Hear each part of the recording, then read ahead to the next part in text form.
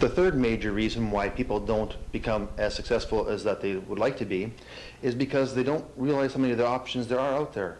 There's many, many options in this big, beautiful world of ours, and I'd like to discuss a few of them. For example, after you've watched this tape, you might decide that it's garbage and throw it away. That's one option. Or second of all, hopefully you'll take this one. You might decide that you'd like to look at changing careers, improving yourself, and hopefully achieving your desired results and goals. And in order to do this, you might have to actually make a bold stand, a bold step of faith, and change your current situation. And if you do that, you're going to have to have a resume. And everybody knows what a resume is, and most people have one. But what most people don't know is that a resume is actually for the employer's benefit. And what they're trying to do when they're looking at the resume is find weaknesses. So I'd like to give you some tips on what not to do. What not to do on your resume. Don't write down your age. It's none of their business. You don't write down your social insurance number, your race or religion, your salary expectations, which political party you belong to, your personal information, your weight, your sex. Don't write down negative information. For example, if you have a health problem or concern. Don't write down your marital status, and do not include a photo of yourself. It doesn't really matter what you look like. Are you able to do the job or not? That should really be their concern. Here are some tips that you should do. Your resume should be approximately 2 to 3 pages in length. That varies depending on which job you're going for and the requirements of the position. Don't use vague words when describing the duties that you've accomplished. The employer does want to know what you can and can't do.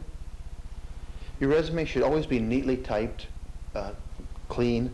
It should also be typed, not written, unless otherwise asked for. After graduation from Hotel and Restaurant Administration in 1983, I sent out many different resumes to different hotels, and that was nice. But the only problem was I didn't include a cover letter. And it's very important that the potential employer does know which job you do want. For example, I graduated from Hotel and Restaurant Administration. I was looking for a mid-management position. It's important that the employer does know exactly which job you're going for.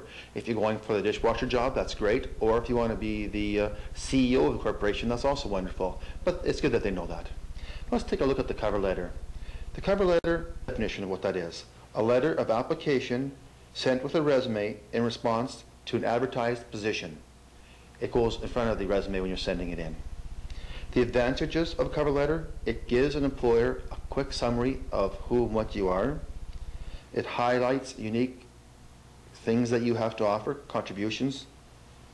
It makes a positive first impression, the cover letter does, and attracts and holds the interests of possible employers. What does your reader need to know? The opening paragraph tells the position you're applying for, which includes the competition number if given, where and when you saw the ad, the date, and whichever magazine or newspaper you saw it in. The body of the paragraph. Why are you suited for this job? It's important that you tell them. If you don't know why you're going for this job, maybe you shouldn't. Or better still, I think you should think about it, because you probably are. Is very important because it tells the employer why you're suited to this job. It tells them your qualifications, your education, and any other training that you might have that would be helpful in the situation. The closing paragraph is where it says that you state that you would like to meet the employer. It's very important that you actually do get to talk to somebody in the firm that has the right to hire. And it also should contain very easy information on how you can be contacted. Make sure your name, phone number, anything like that is on the cover letter. You're all ready now for action. You have your resume, you have your cover letter, but now where should you look for a job? It's very important that you have a game plan here too. Friends and family are important. Ask them, do they know of anybody who's hiring? They know you, and obviously they should know your qualifications and where your interests are. Contact local organizations and businesses. Teachers. Hopefully you're all taking courses to upgrade yourself to be whatever you want to be in the future. Newspaper ads make up for approximately, depending on who you talk to, 6 to 20% of the jobs that are out there. That's a very small percentage if you think about it, but it still is very valuable. And depending if you are just recently graduated from high school, you might want to go to hire a student office. There's work employment agencies out there that are very, very good. I've been involved with them in the past. The yellow pages. For any of you who know exactly what you want to be, it's important that you do know. But if you don't know, the yellow pages are a great place to start. Go through them. Start off at A and see which kind of headings are out there. Find out what type of businesses are in your community, in your province, in your state, in your country.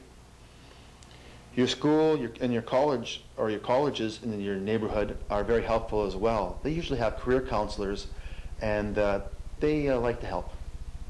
The library has many directories of many industries across the whole world. Why limit yourselves just to your own local neighborhood? You might actually be able to work from your own home and be employed by somebody miles and miles away. These are things you'll want to do if you want to have winning application forms. You want to make sure you write very neat. It's very important. You want to make sure you fill out the forms completely. Do not leave any sections blank. If, for example, something does not apply to you, write down NA for not applicable, because certain things won't apply to you, and that's okay. When the employer has a box that says which job are you applying for, if you write down anything, they have no idea where you really want to be. Now, when you walk into an employer's office, hopefully you know what you want to be. And write down, for example, if you want to be a teacher, you can write down a teacher, and maybe even write down which grades you prefer. It helps them to understand you better. When the employer asks you, when do you want to start on the form, on this application form, ASAP, which of course says as soon as possible, is not good enough, because they don't want to look at when you actually did apply. If you write down exactly when you're available, that'd be awesome. It would save them a bit of a problem and might actually get you the job because of a little thing like that. If possible, attach your resume to this form, application form, so it's all together, a nice neat package. If you can, it'd be wonderful if you could actually talk to the employer personally, shake their hand, greet them. That way they can put a face with your application form, and hopefully you made a positive impression and they do want to hire you.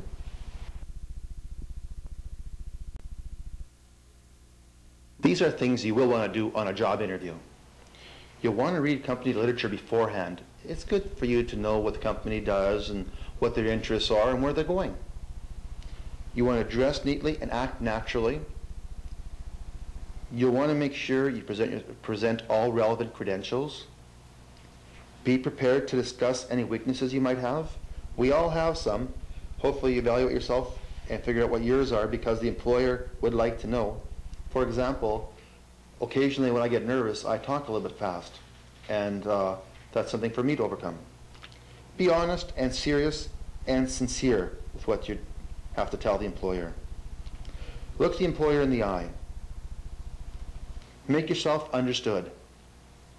Appear interested in each employer. Hopefully when you go for an interview, it's because they do want the job and not just to play a game. Some people say, go out and do a lot of interviews to keep yourself in practice. While companies are out there to make a living and trying to get ahead, they don't really want to play games with their time. Focus on the job. Emphasize your attributes. Ask relevant questions. It's important that you know if the company believes in retraining. Do they want this person to travel quite a bit?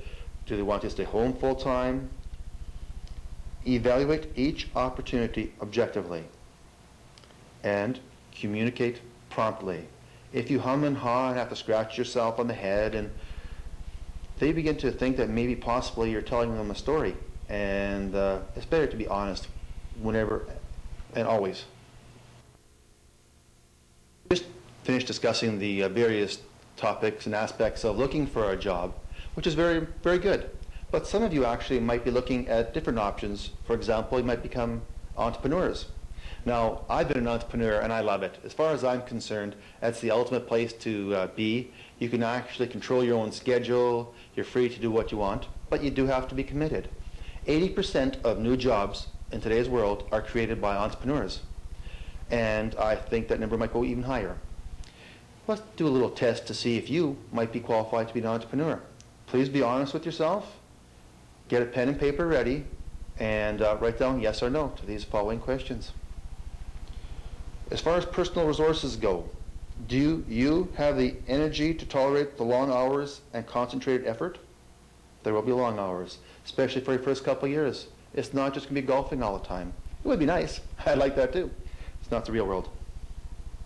Second thing you might want to look at is, do you have a self-direction to work alone? Are you a self-starter? If not, maybe you wouldn't want to be working for yourself. The third thing is, do you have the confidence to accept any failures and turn them into positive results? There will be failures. Not everything you do works out. It would be nice, but sometimes your best intentions fail, and next time you don't think it's a great idea, and it just blossoms. And you got to carry on. Your lifestyle.